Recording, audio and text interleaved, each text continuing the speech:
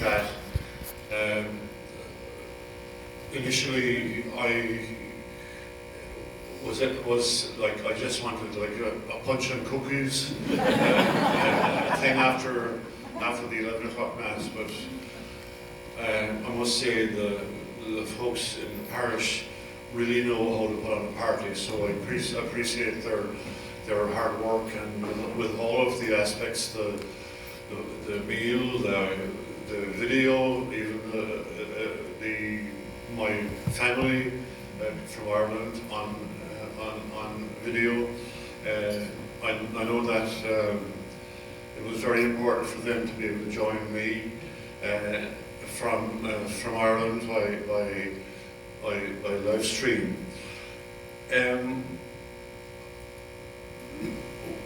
When people have asked me, what are you going to do when you retire?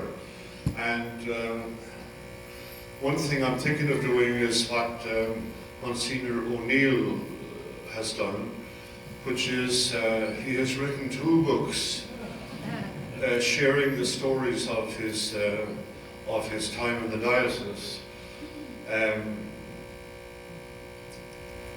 I'm thinking I might write 1 book maybe, but I have a few stories that I'd like to tell. I mean, I probably have 1 million stories if I were to sit down and write them all down. But one is when I was in Ecuador, in a place called El Empalme on the east coast of Ecuador, and there was a huge parish. In fact, I think there were more Catholics in the parish than there are in the Diocese of Savannah. And I had, there were 3 of us there, and we had 100 mission stations, as well as the town where the concentration of the population was. And I had 30 missions that I had to visit every day, every month. Excuse me. So anyway, like when they talk about 500 years of evangelization, you would kind of expect that people would be fairly aware of what goes on in church. So I had a wedding in the afternoon one Saturday, and the bride was from the parish. The groom was also Ecuadorian, but he was living in New York. And we tried to do whatever marriage preparation we could do between the guy in New York and the girl in Palme. So anyway, we did whatever preparation we could, and then I sat down with the bride and I said, do you want me to do the whole Mass, or do you want me just to do the vows and the rings? Oh, the whole Mass, Father, the whole Mass. I said, okay. So the wedding day came anyway, and the groom came an hour early, which was kind of revolutionary for Ecuador. So the groom came about an hour early, and he was a transit policeman in New York City. And it was the time of the World Cup in the States, and Ireland had just beaten Italy. And so he didn't know where I was from, and he started complaining about the Irish fans. And I said, well, as a matter of fact, I'm from Ireland myself. So anyway, the bride lined up, and the wedding party lined up, and I went back to the back, just to be sure. I said, Maria, I just want to be sure, like, that we're doing, what do you want? Do you want me to do the whole Mass, or do you want me to do just the marriage ceremony and the oh, Father, the whole Mass, like La Missa and I said, okay.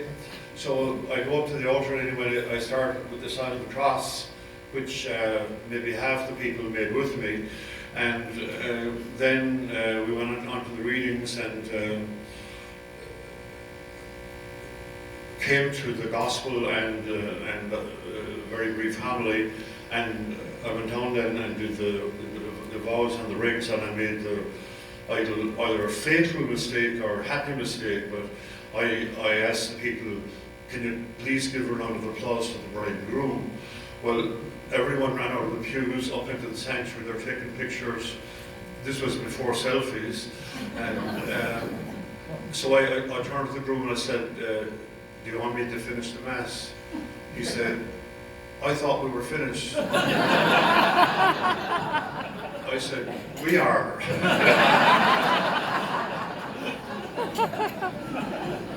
No, when I was at the cathedral for 3 years, I was the moderator of the school. I'm not sure what that word means, but anyway, I'd go over to school every morning, and when they would have the raising of the flag and the Pledge of Allegiance, and I would be there to kind of mingle with the kids at the beginning in the recreation room. So anyway, this one day I was crossing the street, and this guy said, Father. I said, yes, can I help you? He said, where can I get something to eat?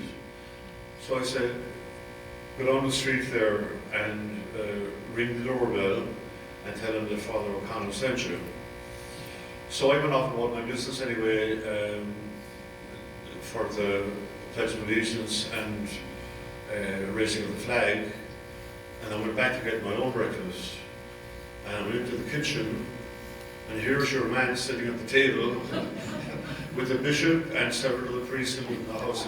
The bishop had the Savannah Morning News up like this, and he wanted no part of it. But anyway, it was very biblical that Jesus told his disciples to go out to the highways and byways and welcome people to the banquet tables. And the third one is more recent. I was at home one day on a Wednesday, which is like a quiet day, and the phone rang, and it's Hamby funeral home. And they said, Father, we need someone to do a funeral. And I said, okay, when? He said, tonight. I said, tonight? He said, yeah. I said, do you have a phone number so I can call them? So he said, well, they're already here. I said, okay, well, I'll drive over and meet them then. So I drive into the parking lot at Hamby and around the back, and there's a big bunch of people, like they have grills, they're cooking steaks and hamburgers and sausages, and everyone's kind of dressed in black. And so one guy came out and he said, I'm Paul's brother. So the guy, go ahead, I was Paul. So he said, come on in here and I'll tell you what I'd like to do. And we'd like to do, and so we sat down anyway, and he said, well, we'd like to have a funeral service tonight, and then we'd like you to come tomorrow to the interment. And I said, that's okay, I can manage that. Then he said, can you marry them, Father? I said, what? Can you marry them, Father? I said, I can't marry them, for God's sake. Oh, Father, he was going to propose to her. So I said, what the heck do I do now? So I went to the parlour where the deceased is laying. His wife was sitting there in an armchair, carrying on back and forth with people sitting in the chairs down below.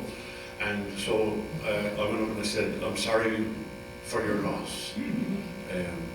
How long were you married? Well, we weren't married. Well, how long were you together? She said, 50 years. I said, well, that's married enough for me anyway. Then I looked down in the front row and there was a lady with 2 ring boxes. And I said to myself, don't tell me that So, anyway, we brought up the 2 rings, and I said a little blessing over the rings, and I gave one to her, and I said, put that on his finger now, and put this one on yourself. And I said a little blessing. Well, then the whole group broke out in applause, like it was a regular wedding occasion.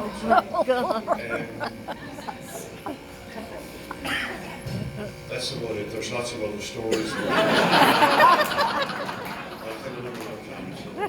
Anyway, thanks for everyone for coming, and I especially appreciate those who have come from around the diocese, who have been friends with me for so many years, and whose friendship I value. And one of the things I'm planning to do after I retire is to get in my car and drive around and visit the parishes where I've worked for the past 50 years. So thanks everyone for coming, and God bless.